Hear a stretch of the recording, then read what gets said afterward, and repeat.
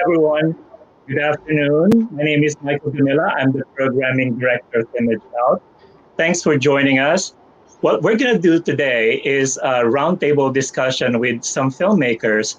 And this is not something that we've done often. In fact, not in a long time.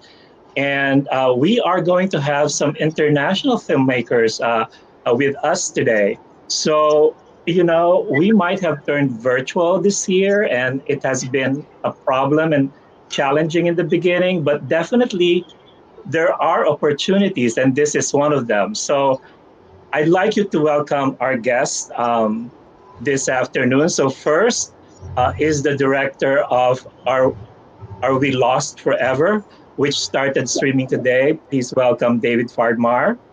Hi, thank you Hi, for David. Thanks for inviting joining me. us. Thank you for inviting me. Yeah. Also joining us today are the brothers David Salazar and Francisco Salazar. They're the filmmakers of for Nowhere, Thank which you very much for having us today. yeah, their film is premiering on Wednesday, so watch out for that. And last but not the least, we have the filmmaker for A Skeleton in the Closet. And please welcome Nicolás Teté. And Hi. you're calling in from Argentina, right? Yes, I am in Argentina, in Buenos Wow. Aires. So exciting. I feel like this is like an international summit or something. And I've never been to Argentina. I've been to Sweden and to Colombia, and For but next time, came here. yeah, after this, what's going on in the world, definitely.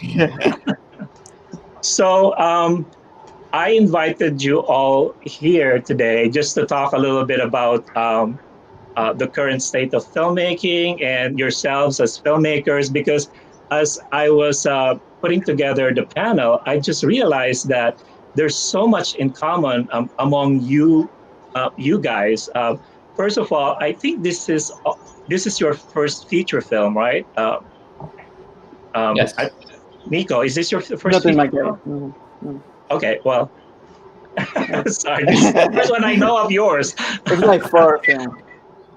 How many? Four. Oh, so you're very seasoned.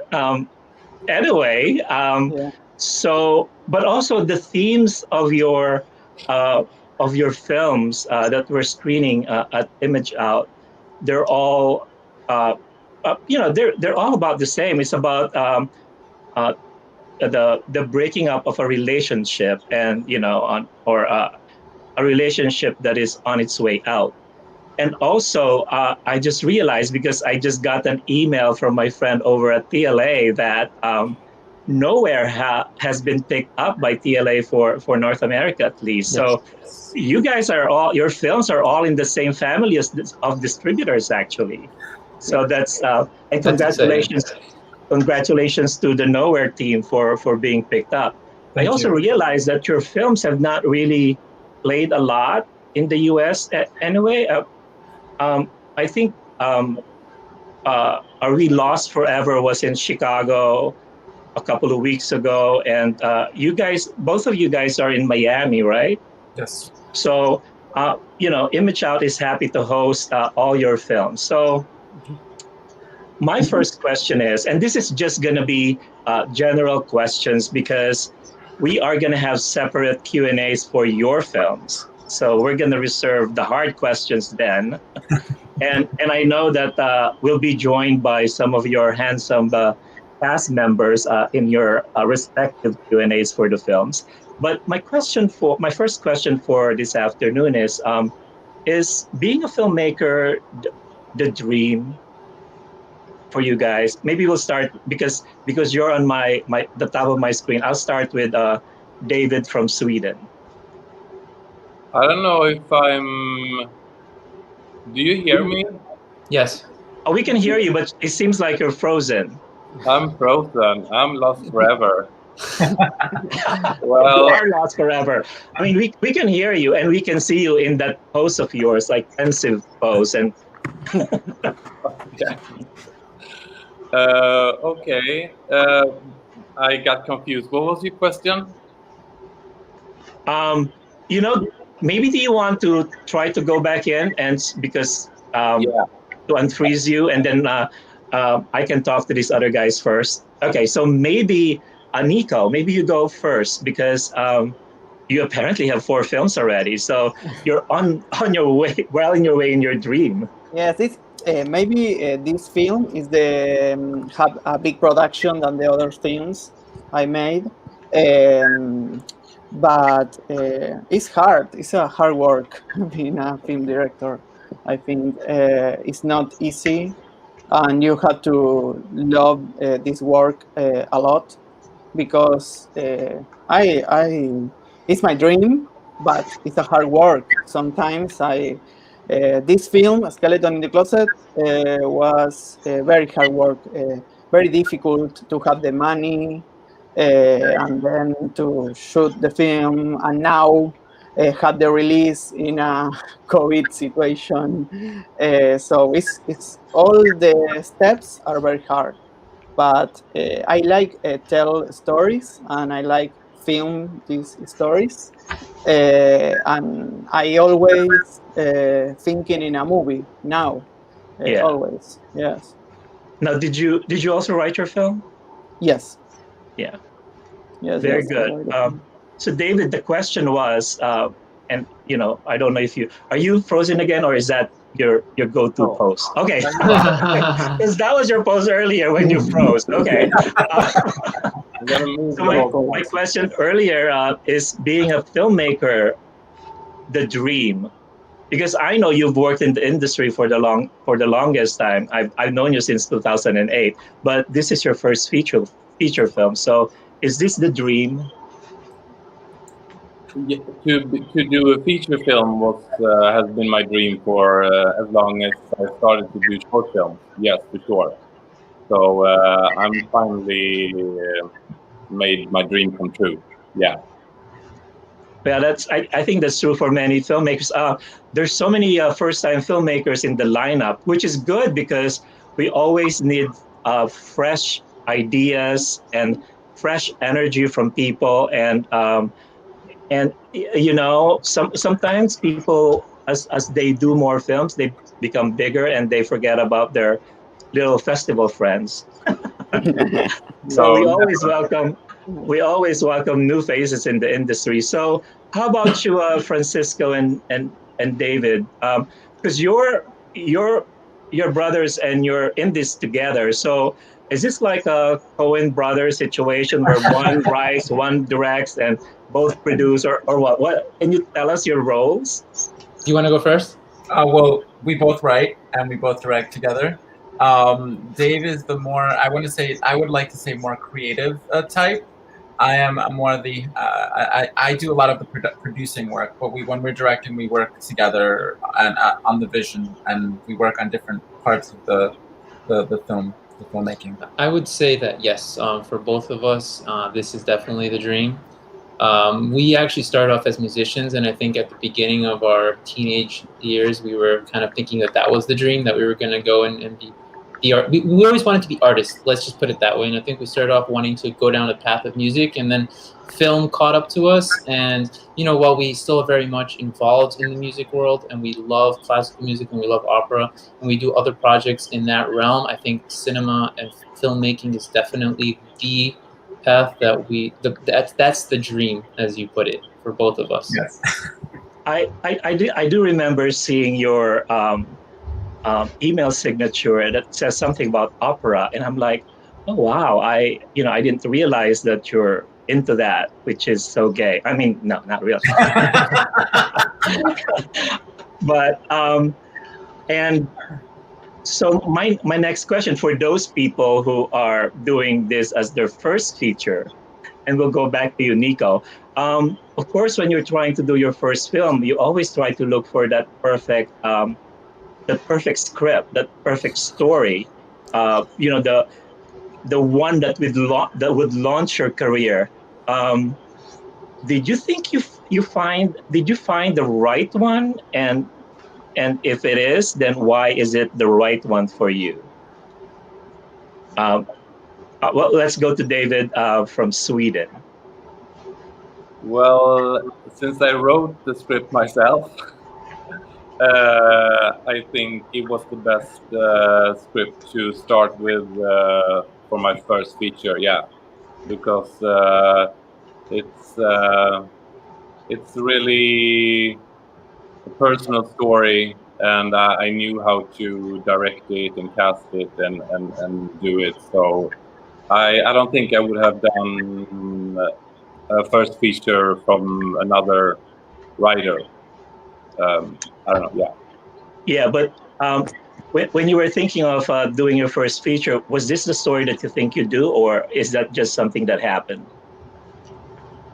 I always thought I was going to make a feature film out of my short film, My Name is Love, that I did a couple of years ago, that I was going to do a feature like 7 years after that short film.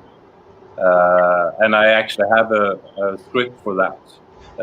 But that didn't happen. So this is what I came up with instead. And it feels much better. Yeah.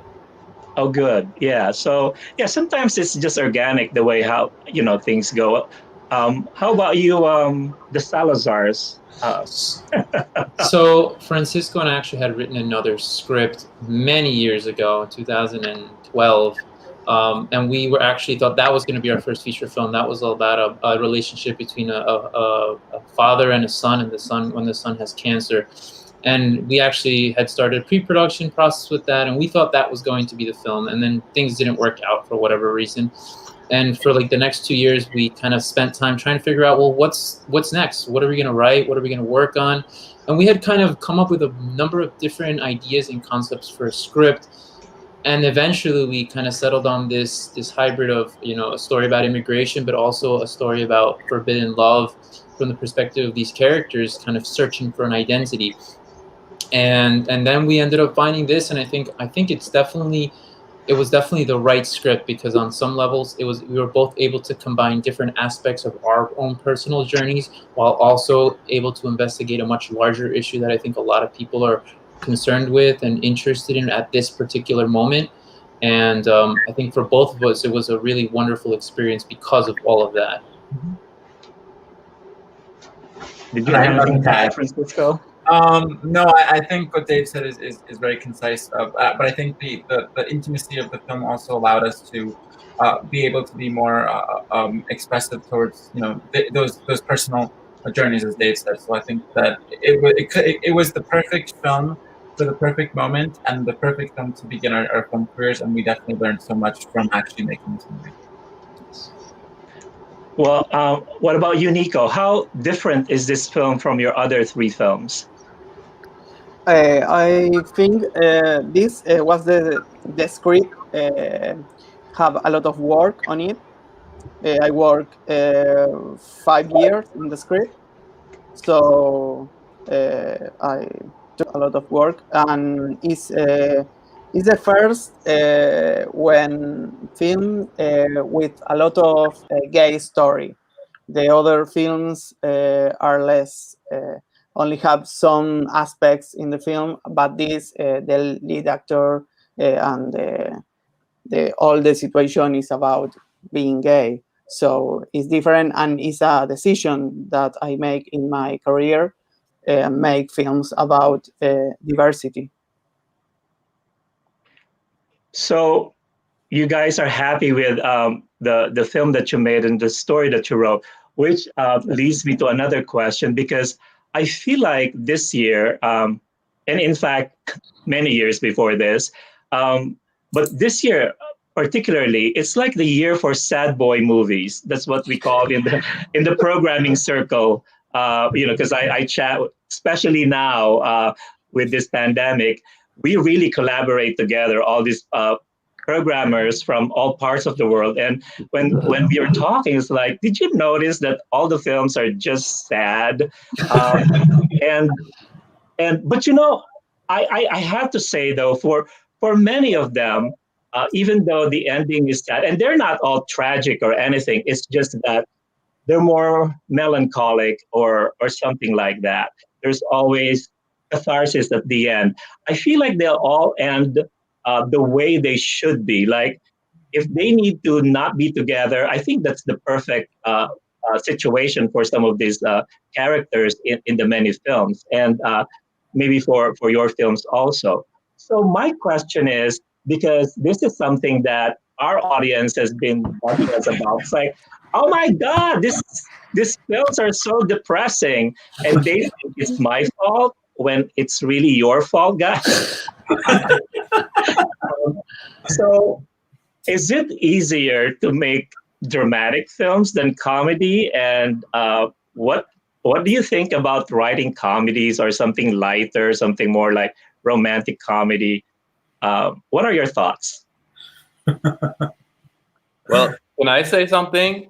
Yes. I mean, maybe my film is kind of sad and it's about separation and heartbreak and stuff. But we had our theatrical opening here in Sweden 2 weeks ago, and I mean, people started to laugh in the audience at the right times, Yes. thankfully. So I mean, I have added some comedy as well, I think, but I kind of noticed it the first time we had like a screening with an audience that, oh my God, yeah, they think this is funny, and I was happy about it. So it's not all that sad.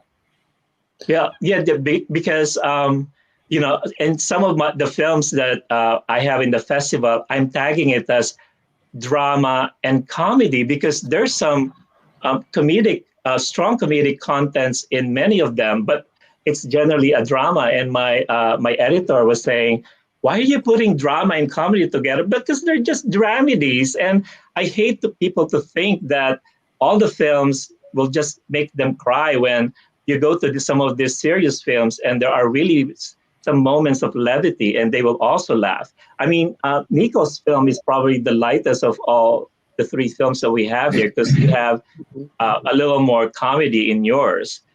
Was that difficult to balance the comedy and drama in your film? I want to do a feeling good movie, and this is my.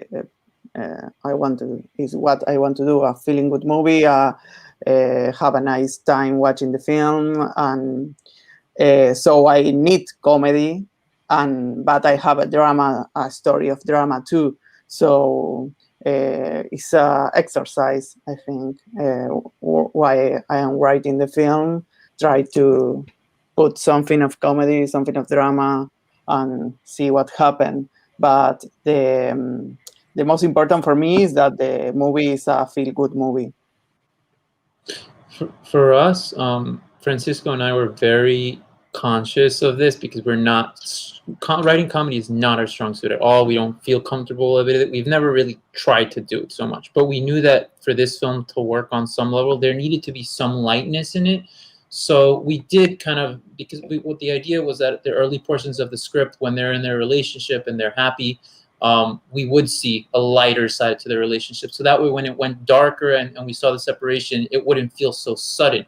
But in terms of writing it, I mean, we wrote it loosely in the script, and then we just worked with the actors to kind of like get it in there. And I think that we I find some of those scenes, and especially the scenes in the bar when the friends are hanging out, and I say, okay, well, they did a really good job of just running with it and lightening up the mood of the film. But I definitely have to agree that I think both of us, that's a challenge. That is definitely a big challenge for us, and hopefully, at some point in the future, we'll take it on for real. Yeah. It was always important to add levity to the film, because I think when you have a very sober or very dark tone, I think it can be very jarring for an audience. So I think, and part of a relationship, there's always these moments of levity. There's always there's fun moments. So I think it was really important to add those moments into the relationship and into it. Whether the ending is sad or not, I think that the film, I think it works for the movie that was written. So yeah. Oh, don't give it away. So but I do agree though that it's very difficult to write and direct a comedy, because when it flops, the comedy, that it flops. Flop as far as audience reaction is concerned. But drama, you can get away with it. I myself, I love dark stuff and dramatic stuff. I don't really mind. But there are a lot of people that really love their comedies, and I try to bring them in my lineup. But if I have to choose between a good drama and just a so-so comedy, I would always go for drama. I also feel like the lighter films are the ones that easily get picked up by distributors, and they already have a lot of opportunities to be seen by people. But some of the heavier stuff, they're the ones that tend to be, because of the subject matter. Sometimes they depend on film festivals to get an audience or to gain an audience. But as David Sued David said earlier, you had an opportunity to show the film theatrically already, and watching a film in a theater is very different from watching it on your own, which is happening right now in a lot of film festivals, in a lot of situations, because everyone has gone virtual. What do you think would people take away from your film if they're watching it by themselves and not having the audience to support them, laughing with them or crying with them? I know that's a little tough, right? It's like a beauty contest, a beauty pageant question. But any thoughts? Well, it's interesting that you say that, because I do feel like the virtual experience has also opened up the possibility for audiences who wouldn't necessarily see these types of films, and I think it has opened up the audience possibility.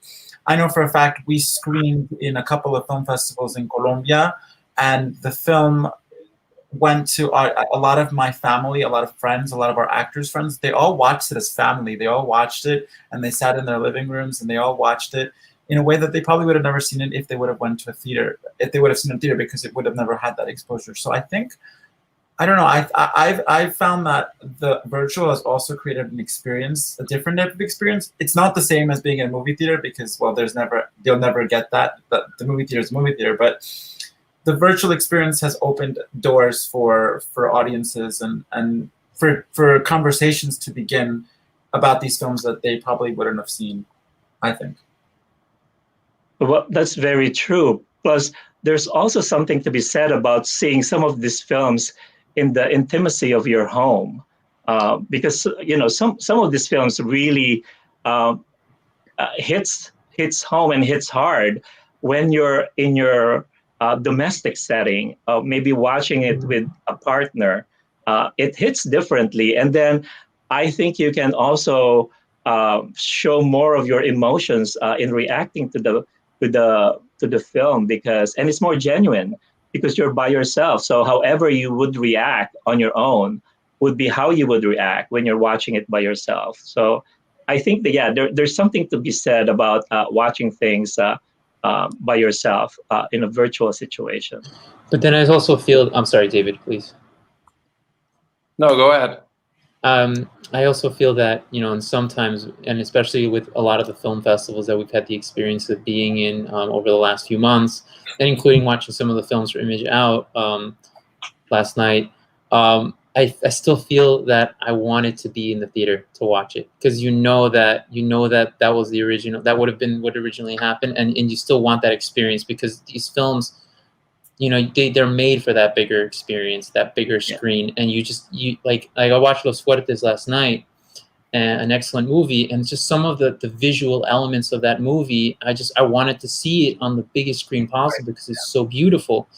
And I know that's an opportunity we're missing out on now because of that. At the same time, of course, like my brother said, I think it's awesome that ImageOut can reach out to a wide spectrum of people that might not necessarily have been the case if the festival would have been in person. So it has its pros and cons, but I think that I personally have felt a lot the missing out on being in the theater and having the experience of other people watching these movies in the place where they belong in many cases. I was gonna say, I saw you were watching Los Fuertes last night, because I was, sometimes I would just go in and do some analytics and see what people are streaming, what people are watching, if they're pausing or like that. And I saw your name pop up. It's like, oh, cool. Yeah, like Los Fuertes, it has some very panoramic scenes. Highlighting Chile, obviously, and you don't get to appreciate that if you're just watching on a smaller screen. Yeah. But like everyone is doing, we just have to do what we have to do until this thing passes. So, speaking of COVID, and I think Nico mentioned this earlier. How do you feel about making this film and putting everything that you have in it, especially if it's your first feature? Putting all your energy, investing so much in it, and then when it comes time to be released, you're in this situation where your hands are tied by what's going on in the world, and no one can help you. It's just what it is. How do you feel about that for your film? And is there some kind of frustration of what's going on, or because some people they have the option to just say, you know what, I'm just gonna wait until next year until this is over. But I also tell people that sometimes it's really timing for the films, and sometimes when you wait, you miss that timing. It has happened to some big films that I've seen, and people say, "Oh no, I'm waiting for to be picked up by a big distributor," and a year later, it hasn't been, and they want me to show it. I'm like, you know what? It was good for last year, but I don't know about this year. So anyway, just your thought on what's going on now in the film industry as far as distribution and release is concerned. I guess I'll start. I know that Dave was very hesitant to show the film online. I remember that when Outshine, they were originally supposed to do the world premiere of Outshine in April, and then they delayed because of the pandemic. And then we got another festival in July, and Dave was like, "Are we sure? We don't want to wait till October." And I said, and I remember thinking, it's like, we have to just adapt to the circumstance. And it was hard because we were really excited about just having the film in a festival and cinema the way it used to be. And then, at this point, I think I'm just really honored that the film has been able to get, into the festivals that it has and be in this festival. And I'm just really excited that people are able to see the film finally. And, whether it's the theatrical, I know we're having a theatrical release in Colombia, so that's exciting. But, whether or not we ever get to see it here in the United States in theaters, I'm just really happy that people are being able to see it in these virtual experiences, and that it has been able to be in these festivals. Any thoughts, Nico and David?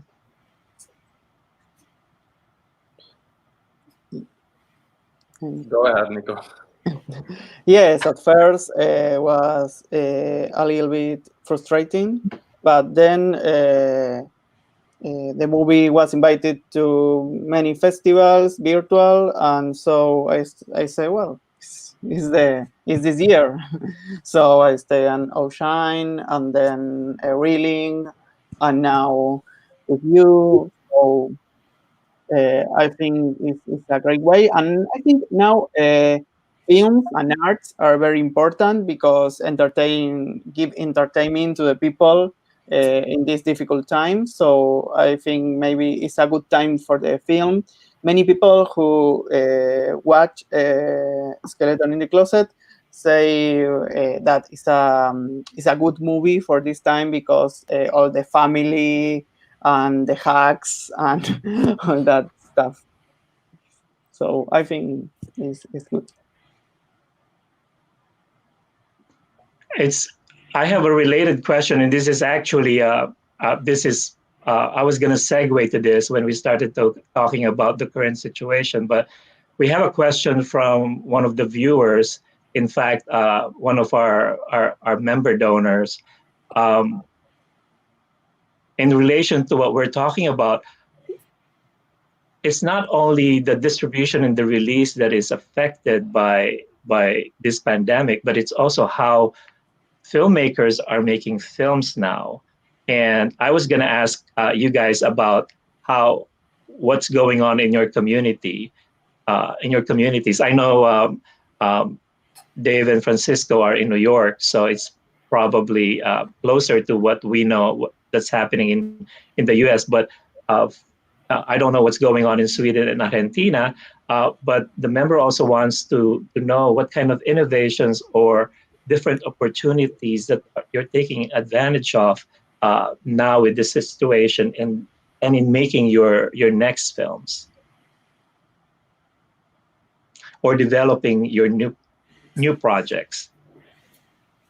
Did you also have to pivot a little bit and make changes on how you do things? Oh, well, I just released my first feature, so I'm years. You're just enjoying it, right? I'm just enjoying it, and I have started to write a new script for a new feature, but I mean the production is going to be in a couple of years, so I'm just going to enjoy this ride. And in Sweden we have been really blessed. I mean a lot of productions, both TV series and films, have been actually been able to continue during this pandemic with like COVID restrictions, of course, but. Because you didn't really have a total lockdown in Sweden, no. Right? So I think for the most part, many are still working, right? Yeah, I mean, a few. I mean, some of them. I mean, we are hit, of course, a lot with artists and music and theaters, but the TV and film has been, it's been going on. What about in Argentina, Nico? What's going on there? Because I know there's a lot of filmmakers. We always get a lot of submission from Argentina. Yes, here we have a big lockdown from March until now.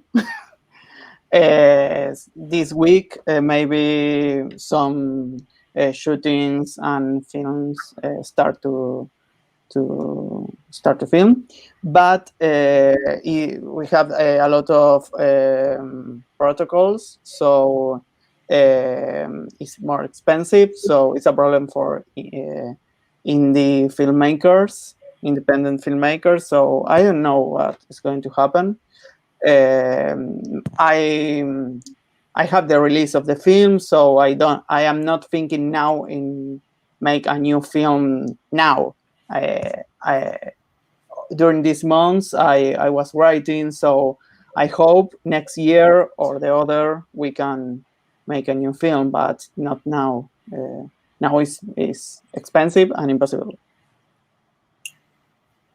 We were writing a script for Colombia. Scripts. We were writing a couple of. We had one specifically for Colombia that we wanted to shoot next year. But that right now is kind of on the, like we're kind of pivoting to something different here in the United States, so we could work on another project. But I had just finished shooting a short film in Colombia, and I had to when I left in March, I had to delay everything. So right now it's finally getting back. So I'm trying to see if I can finish that short film right now. So. Okay, so we don't have really much time for this, but I'm glad that you could join us. Now that the film is out there, your films are out there, and for the teams that this is their first film,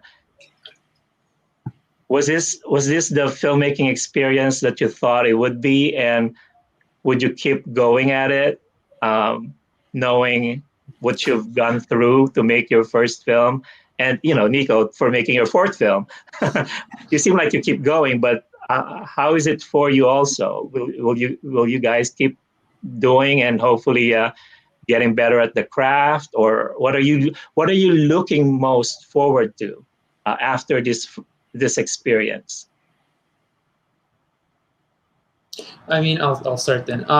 Yes, we will definitely keep going. It was an incredible experience. It had its ups and its downs. I think that as far as what you could expect from a first film, I think we learned so much from making the picture and from all, like I said, from all the ups and downs. And I know for a fact that we're ready to go. I think that's actually a really interesting question, because you make that first film, the first feature film, and it really challenges you in ways you never imagined. We'd made many short films prior to this, and having gone up a step to make this bigger production, it was definitely, there were a lot of surprises. But I think that if you can get through that and still want to make your next one, I think, yeah, definitely. For me personally, that was definitely a test that I think that we met the challenge with. We met up with. Yeah, I want to be on set right now, to be very honest with you. So, You're just a workaholic.